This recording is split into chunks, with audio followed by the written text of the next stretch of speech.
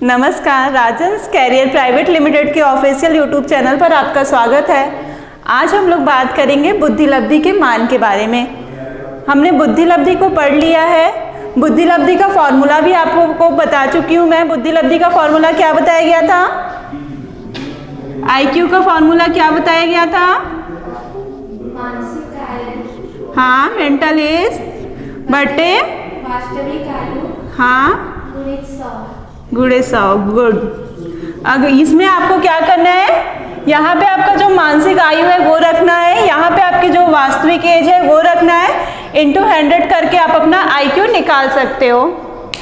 ठीक है, चलिए ये तो हमने पहले पढ़ चुका है। आज हम इससे बात करेंगे कि कितने से कितने मान के लोग को हम लोग क्या बोलते हैं। ठीक है, तो अगर इस फॉर्मूले से आपका मान निकालने के बाद 140 या उससे अधिक आता है तो आप प्रतिभाशाली बालक कहलाओगे, और अगर मान निकालने के बाद 120 से लेके 139 के बीच में आता है तो आप अति श्रेष्ठ बालक कहलाओगे, और अगर मान आपका 110 से 119 के बीच में आता है तो आप श्रेष्ठ बालक कहलाओगे, सुपीरियर।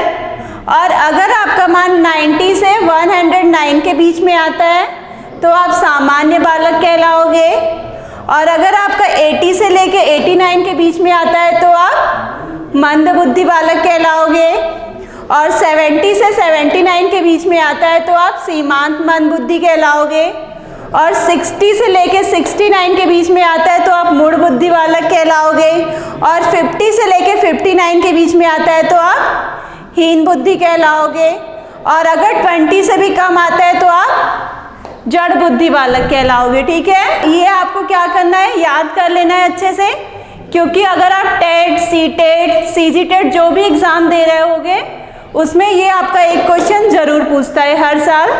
तो एक आप एनपीसी सुने होंगे, सामान्य प्रायिकता वक्र।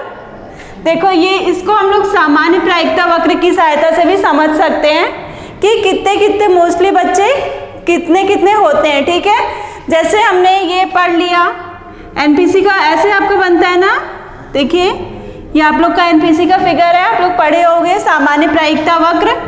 तो देखो इसका फिगर, आप एनपीसी में क्या चीज़ें कॉमन रहती है, एनपीसी पर मीन, मोड और मीडियन तीनों का मान क्या होता है, क्या होता है, हाँ बराबर होता है। ठीक है, तो ये चीज़ें देखिए, ये आपका हो गया, ये ठीक है।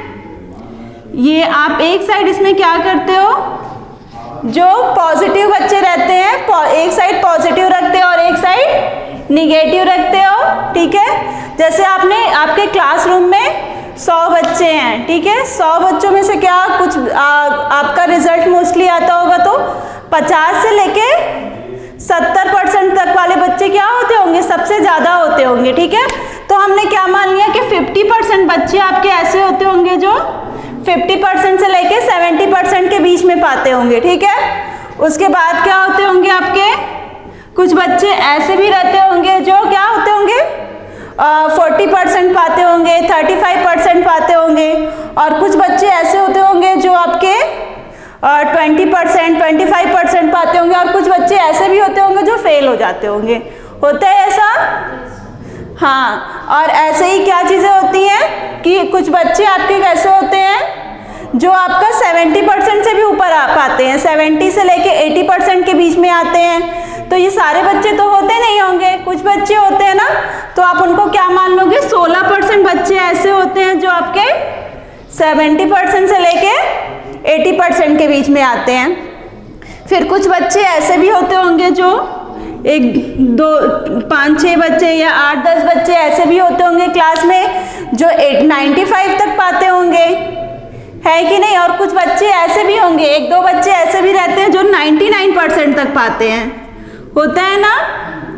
तो ये हो गया, और इधर इसी तरह आप लोग इसमें भी जा सकते हो, इसमें भी कुछ बच्चे ऐसे होते हैं जो आपके 50% से भी कम पाते हैं, कुछ बच्चे 35% से भी कम पाते हैं, और कुछ बच्चे ऐसे होते हैं जो फेल भी हो जाते हैं। ठीक है, तो इसका रेशियो यही बनता है। देखिए 50% तो आपका जो सामान्य है, ये आप लोग फिगर देख लिए, आपके कुछ बच्चे ऐसे भी होंगे जो ज़्यादा नंबर भी पाते होंगे और कुछ बच्चे ऐसे भी होंगे जो उससे कम नंबर भी पाते होंगे।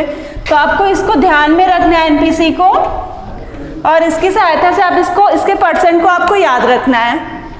मेन एम इसको बनाने का यही था कि आप उसके परसेंट को याद रखिए। देखिए ये आपका आप नॉर्मल मान लिए, नॉर्मल आप कितने बच्चे माने थे? 50%। कितने परसेंट बच्चे थे नॉर्मल में आपके? और 50% से ऊपर श्रेष्ठ में कितने थे?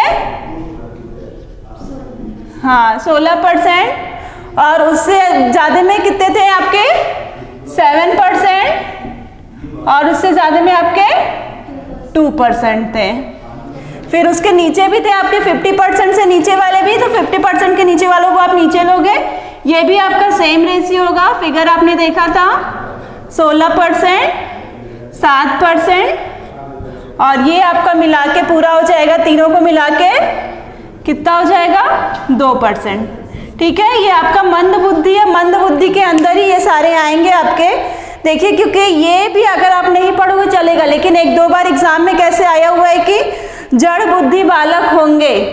ठीक है, जड़ बुद्धि बालक का आईक्यू कितना होता है, तो आप वहाँ पे कंफ्यूज हो जाओगे कि मैम ने ये नहीं बोला। मैं ऐसा भी कर सकती थी 70 से डायरेक्ट आपका 20 लिख देती, लेकिन फिर बाद में आप कंफ्यूज होते कि तो आपको ये चीज़ें भी क्या करना है, याद रखना है। कभी कभी एग्जाम में ऐसे भी देता है, तो वो चीज़ें मैंने आपको यहाँ अच्छे से डिस्क्राइब करके बता दिया है।